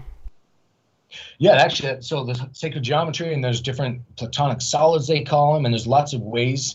So it was like I was talking earlier, holding here in the 3D, water is an energy. We use a cup and pitcher to hold it. Well, the sacred geometry, and there's lots of them. You can talk pyramidal shapes, so think pyramid or a Merkaba. It's just lots of containers for etheric energy, and different ones are good for different uses. So if you have the mindset where you want to advance yourself metaphysically, there's lots of ways of saying that. Well, I would think Merkaba, think 2 inverted pyramids. So you get that kind of star shape, and then just imagine, if you have the understanding of chakras, those activating. So imagination, feelings, containers will have an effect. So yes, those sacred geometry shapes are vessels for certain energies, and some work better than others for different things. Like a healing, physical healing, that's why I keep talking to C60 molecule, or that buckyball shape. If you're wanting to activate your third eye, and I actually teach a class on this tomorrow, enhancing your intuition, well, I would imagine shapes like the pyramid shape, and then the energies moving there and things like that. So different containers for different energies. Guys, I've been monopolizing this conversation. Anybody got anything they want to throw out or anything you want to ask Derek since he's not one of our usual chatters? I actually do have a question. I was thinking about the episode that actually came right after the episode with Derek. It was the cymatics episode with Ben Balderson. And he was talking about the experiment that he wants to do, where he's using water and salt to flash freeze water after injecting a frequency to it. And the idea is that the salt is actually programming or can program a message into the water. And then you could technically send that water somewhere and literally physically send a message through the water. So that's the idea. And so I was thinking to myself, if we were going to conduct this experiment, it would be so interesting to, at the same time, have the same experiment going on, but the water that's being used, have it charged with shungite, maybe in a separate location previously, or maybe have the shungite in the water while programming it, or maybe we won't even be able to tell a difference. But if you're programming a message of love and healing, maybe having the shungite in the water will amplify that effect. Those are just the thoughts I was having, and I don't know if you've heard that episode, Derek, but it's 241. No, I haven't heard the episode, but I'm familiar with the general knowledge of that. It's called Programming Water. Dr. Emoto did it. Lots of different scientists have done it. We have done similar experiments that you're talking about with programming water. And yes, you can do it. So we've used shungite water, where you take the shungite, add it to the water, it turns it into living water, so structures it molecularly, poured it in plants, and that plant, so plant A, we'll say, doubled in size relative to plant B, or things like that. So, and we've done different studies, and Dr. Emoto even, of course, froze water just by emitting emotions or feelings, loving thoughts toward it. It then will freeze with just beautiful patterns, things like that. And then if you have static or negative energies, it doesn't align, and it's more of a disruptive pattern. But yeah, no, it definitely makes a difference. And we've done that remotely. And that's where you tie in to program with your intentions, the cup of water, using your imagination with that buckyball shape. Nothing quantum entanglement. There is no distance, just like there is no time. That's just physics. So coming from that understanding, why would you need to be there wherever there is? Just think quantum entanglement and you're going to have an effect. So yes, you can program water in your environment remotely by just using thoughts and emotions. And you can do it in front of you as well. And then plants will benefit. You can put the water down. Your cats and dogs will go to the water you structured. I've actually done similar to what you're talking about, Rose, as far as, so I have a kind of relative high-end microscope here in my office as well, where you can put it in actually a video microscope, so I can see active things moving. And I've done live blood cell analysis and taken shungite, held it up to the viewer, so down there by the slide, and watched what happens when you put shungite and or silver near it, and it all responds, be it blood or water. The energy moves, it structures, it doesn't clot. So I've done lots of things like that as well. It's a lot of fun to do. I've got videos of this too. I've done that for a couple of years. That is so awesome. I think that what Ben is trying to do to add to that conversation, now that I've heard your response, it's kind of like, okay, well, that's kind of doing what we can already do with extra steps, because like you said, it's automatic, it's immediate, and we can understand it and feel it with our intuition. But what he's doing is like to physically send a message that can be uncovered and deciphered by another human. And like I said, now it just kind of does seem like extra steps, but I guess the value in it would be to visually prove, in the same way that cymatics can visually prove that frequency creates form, but he's not really here to describe it more. So I hope I didn't just butcher that. No, I understand. I mean, you're basically talking telepathy. And yes, it can be done. You can send, that's how animals communicate. I teach a class on that too. You can have a thought. Animals communicate in images. So an example would be, if you're wanting your dog to go lay down, don't imagine your dog running over to the bed and laying down. He's going to see that, or she's going to see that. Visualize the dog or cat or whatever you're trying to communicate with laying down. It's called telepathy. We all do it. All animals do it. So send the image you want, the final result, not the act of getting there, because they're not into the whole fluff. You don't have to do all those steps and stages. Just know it, feel it, and it's done. And yeah, you can actually transfer any information It's the fourth state of water. It's just another layer in there, another way of the emotional layer, we can call it. So yeah, you can program anything in water. Makes no difference. They call homeopathy. You can take a drop and put it in a whole swimming pool, and that frequency will go through that whole pool of water, and then you can continue from there. Let me ask you, if you're conducting a cymatics experiment and you can see that one frequency creates one image, and we've talked about in the past the difference between 440 and 432, where 432 just looks more pleasant and healthy, and then 440 looks more jagged and ugly. So what have you observed? Like, what kind of impact does Shungite have on the intricacies and details that appear in cymatics experiments? That's a great question. What Shungite will do, and it's not the only energy tool that can do that, but it is one of the great ones. It takes that edge off. Again, they sometimes call it square waves, or if it's a big fancy device, they call it an oscilloscope, where you can do different non-destructive testing, it's called. So I'm an ex-deep sea diver. I'd go underwater and do all these kind of things and do certain readings. Well, it takes that edge off the frequency. So kind of think if you're thinking sound, and sound and frequency are different. Sound, it would take those high-pitched ones off, the ones that are not compatible with your ears, ones that have an edge to it.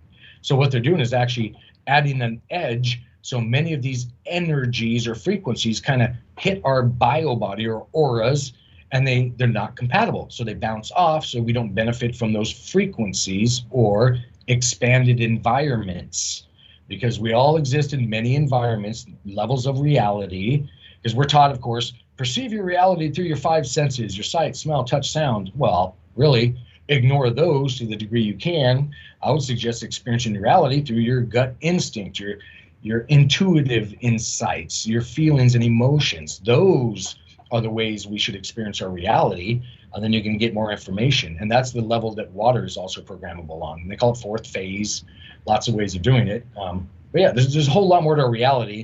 And when we start expanding into it and know that emotions matter and they're a huge portion of our reality, well, then you can really have an effect. And distance, there is no distance. There's just like there's no time. People sometimes come here for sessions, though, well, tell me about my past life and this, that, and the other. I'm like, well, I got to be completely full disclosure here. There is no past or future. There is only now. And technically, it would be termed concurrent lives, many at once. Turn it on Netflix, starting about 10 episodes at once. So it's the same thing. There's no time to program water. It just can be. And distance doesn't matter either. So if, let's say you have a sister in Florida and you're up here in Washington and she has water, or her, you can think about her and you're connecting on those metaphysical levels. You can call it channels. Well, she's going to feel you. And all of a sudden, in my case, my sister likes to call me whenever she thinks about me because I thought about her. And we can all do this. We're all connected. We had a question from the chat, and I just lost it. There we go. Can Derek give us any recommendations on chronic pain? I know about the wording and the universe, and I would love to be free of this. Thank you. Mm-hmm. Yep, end result. So I work with people on that as well. So always you want to get the end result, like I said earlier, never healing. Nobody needs to be healing. No, healed. You want, the end result. So imagine that, feel it, know it. And it's not some head game. Well, it is. It's all your imagination. Remember, 90% of this universe is your imagination and feelings. So doing that, and what I would suggest you do, because again, that molecular shape of a C60, that soccer ball shape, holds energy. So I would imagine that shape. Imagine yourself inside of it, already healed, not healing, like I said, and no pain. And then you're, in essence, I'm throwing up air quotes here, programming your energy, body, or aura for that. So you can literally heal yourself and get rid of, there's no such thing as chronic pain. I know we experience it that way, but it's a manifestation of something else. So it's a symptom is what it is. And everything's energy. So then it's going back to the root of it. What I'm saying here is, long story short, imagine yourself reset, the perfect you already being, and you will have that effect on your aura. And then we're a energy being, not a physical one. So you're a light being, not a physical one. So I would suggest you use your emotions and intellect to affect your energy body, and then your physical one will match that. So an example is, every 7 years or so, the scientists will tell you, the skin is regenerated and it's reformed and this, that, and the other, and different organs at different states and blah, blah, blah. Well, then why would you ever have a scar let's say, and I used to have a really big scar in one of my hands. Why would you have that scar after 7 years? The skin's regenerated. You got new skin. Well, the scar or injury is not in your physical body. It's in your energy body. You're an energy being. So if you're wanting to work on yourself and heal that scar or chronic pain, don't worry about your physical body. That's going to change with your emotions and feelings. Heal your energy body, your aura, chi, prana, your soul, spirit, call it whatever terms you're comfortable with, but work on that with those energies, emotions and feelings, and you're going to fix the physical symptoms called chronic pain, inflammation, cancers, stuff like that. All right, I hope that helps. Well, we're starting to get a little low on time. Does anybody have anything else they want to throw out there? Well, I heard somebody's mic click on. Hello, Crow. Oh, I'm with you guys. Sorry, it's been a long day, back and forth, up and down. So, do you want to throw anything in on the dog perception thing? I think you do that with Blix, do you not? Yeah, you guys were talking about that. Let's see. So on May 8th, I've had Blix for a year. He was a year old on February 28th, but he understands every word I say, pretty much. He's still kind of a puppy, so he doesn't listen, but I can put a picture of his bone in my mind and project it to him, and I don't know, eight times out of 10, he'll go pick up his bone, and I'll make sure I don't have any body movements or things that would cue him off. I just do it. So yeah, it's real. Dogs have perception like that. Awesome. Yeah, they can telepathy. We can all send images, and animals everybody thinks simpler. No, they're more accurate and to the point. See the end results of what you want, not all the fluff in the middle, and then they'll pick up on that. And then a little boost would be generate an emotion. So like, Crow and the dog are very connected emotionally as well, so they're going to really get a clear picture. And that's why when I had mentioned earlier, if I think of my sister or another significant other or something like that, all of a sudden they're going to think of me in their head. All of a sudden they're going to end up calling me or something. And again, we all do this. We're all connected. The whole quantum entanglement. So that's interesting. Yeah, no, I'm totally with you on that. I think just about everybody has had that thing where they're thinking about somebody and they call or they stop by, whatever it happens to be. But all right, since life extension was supposed to be the main topic tonight, anything else you want to touch on it, Derek, before we call it an evening? Yeah, I would actually say don't ever let yourself be pre-programmed, as I term it, or limited, meaning, well, my family passes on at this time, or nobody lives past 75, or we all get cancer, or blah, blah, blah. No, that's pre-programming. You're limiting yourselves. That's not the case. Emotions, feelings are a whole lot stronger than 3D limitations.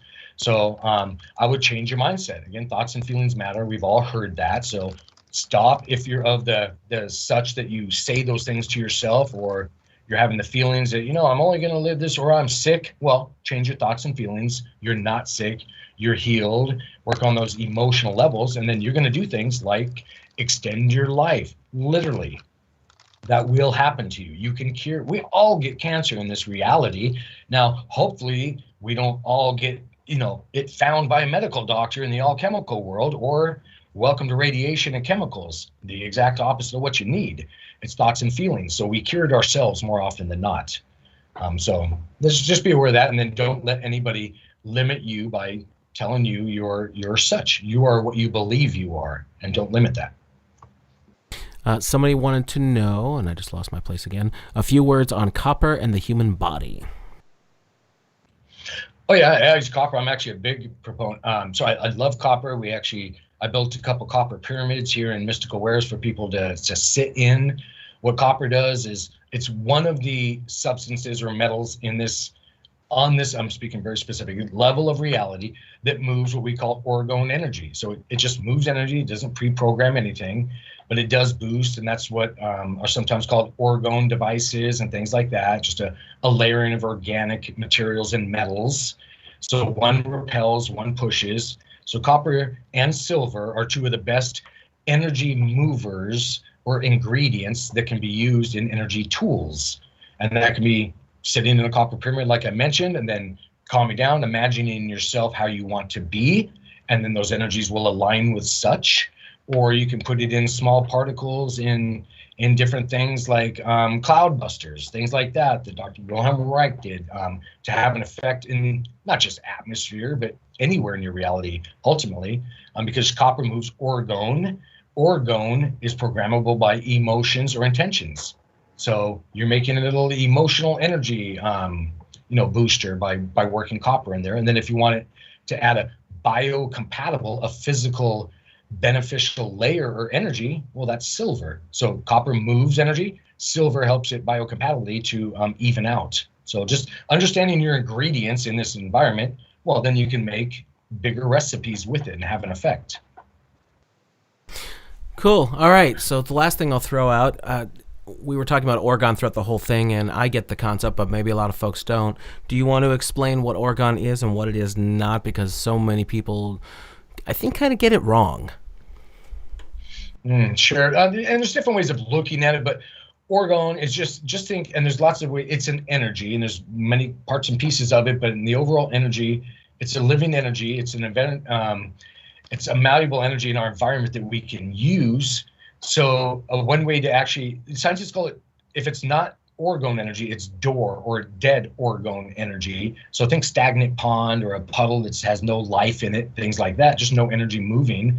So moving energy is always more beneficial and expanding, and that can be around you physically, on your biome or your thoughts, or on orgone devices.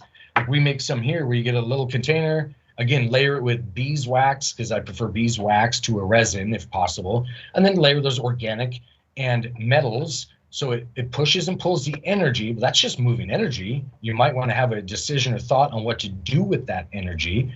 Well, then you can integrate layers like, say, turmeric in this orgone device you're making, which has an anti-inflammatory effect on the physical level. So now if you have an orgone device with a layer of turmeric, and that energy is moving a frequency now, not a sound, have that in your environment, well, guess what you're going to experience? Anti-inflammatory effects. Having that turmeric with black pepper boosted, by the way, about 1,000%. So that's one thing you can do. If you're, let's say, of the understanding of chakras and colors and things like that, the woohoo stuff, well, maybe you want to be more empathic and you see green as your heart color. I'd put a layer of green in there, so that frequency of the green will trigger your heart chakra. So now that little device has your heart energy in it. And then from there, so we have little wooden love hearts with, so a little tiny heart made of wood with the word love etched in it.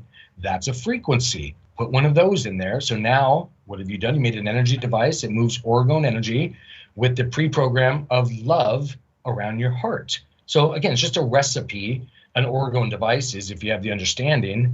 And I would actually suggest staying clear of many of the ones that, for example, I've seen at different fairs and events and psychic fairs, because they're working in like lights and different non-biocompatible frequencies. You're making an energy device, so I would suggest that the ingredients in it, what you make it of, are compatible, and that's not little LED bulbs and things like that, or toxic resins. Because again, everything is frequency. So orgone's a living energy, and if used right, it can benefit you. Awesome. All right. I think we're just about there. Crow, is there anything you wanted to throw in since you missed the whole show? No, I'm sorry I missed so much of it. I've been slammed all day long. I'll have to do a listen back or something. But just so you know, I put 306s out now. Well, let's talk about that for a moment then, because we just recorded that yesterday, and I thought that was a pretty damn good show myself. Yes. Right, so we did an episode on scarcity, because it seems to be one of the favorite minor chords being played on the news all the time, actually throughout my lifetime. I don't think there's ever been a time since I've been alive where scarcity and fear haven't been the main programming tools. So we picked three commodities, or Jason picked three commodities, oil, diamonds, and precious metals. And we took the mainstream narrative and took it apart across, I don't know, I think some of the earliest stuff from the early 1900s. Yep. Already the scarcity entering the news. Well, it just shows, once again, just how much the social engineering is put into place. I mean, it was all ridiculous poppycock going back over 100 years now. I couldn't believe it. So, yeah, we break all that down for each of those three different things, and we even talked a little crypto at the very end. So, all right, that's episode 306 up on, yeah, right, Crow? And so that's crow777radio.com. Derek, why don't you give out all of your contact info and again mention just what you do and why people should check you out? Sure. No, I appreciate that. So our overall website, where we have the online store and you can get various Shungite products, and we get it directly from the mine in Russia, would be Mystical Wares, MYSTICALWARES.net. And then from there, you can find our various Facebook links and metaphysical or Mystical Wares group, and then Metaphysical Perspectives YouTube channel, where I share videos as well. And hopefully, helping us all expand and benefit from each other and become more. And then again, we are on, there is an online store on the Mystical Wear site where there's even some of the orgone devices we talked about and the Shungite skin balms and whatnot as well. So I appreciate that. Cool. Baldini, you got anything you want to throw out there? I just throw a bone out there. Mercy. No, it's a great topic. I certainly am hip to the ideas of orgone and of course manifesting intention and all that good.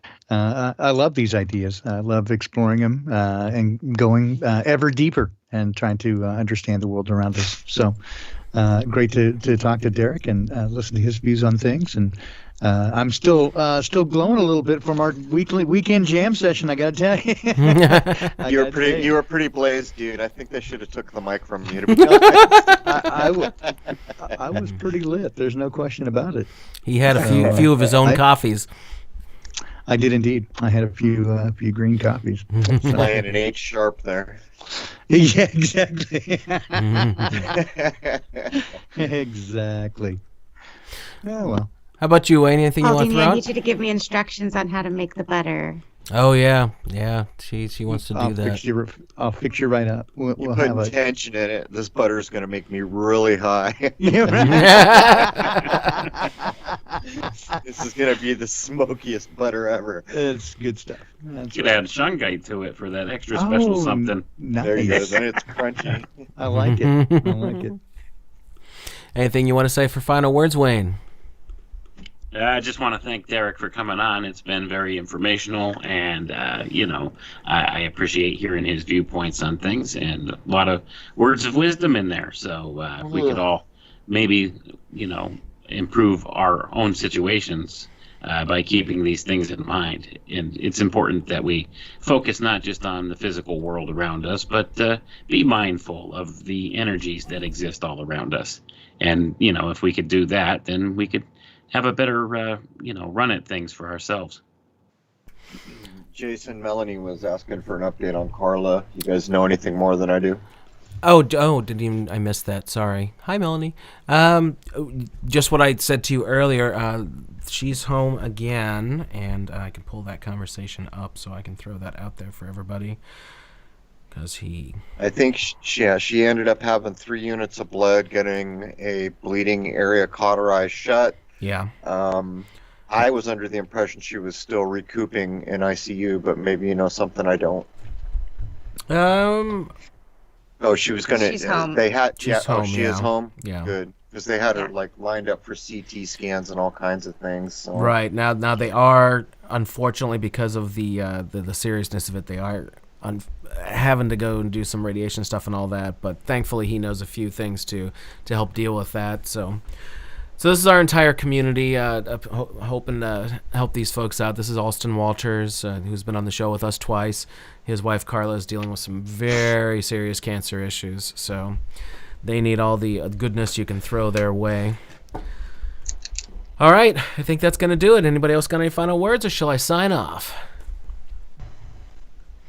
Speak now or forever hold your peace.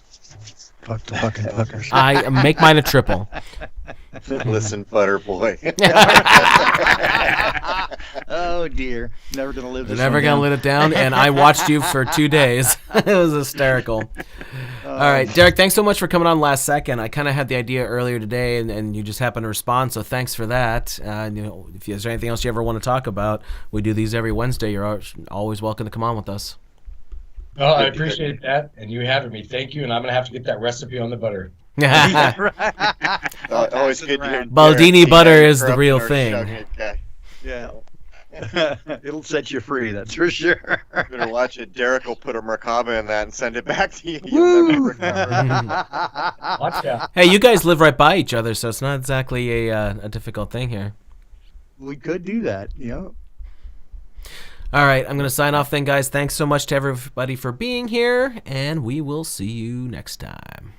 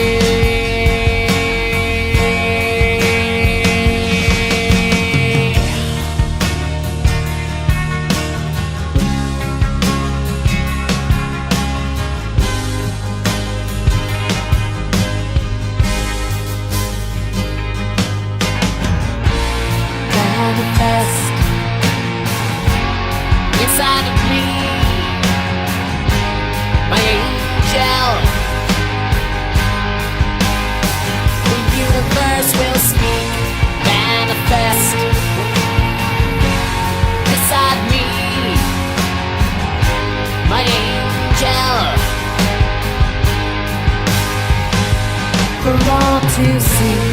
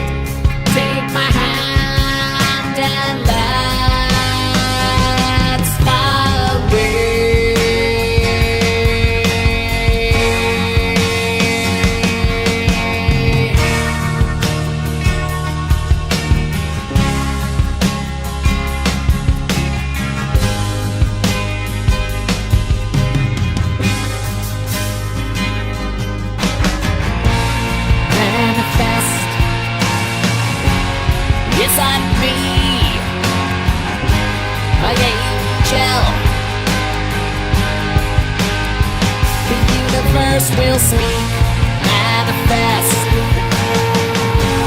beside me, my angel, for all to see.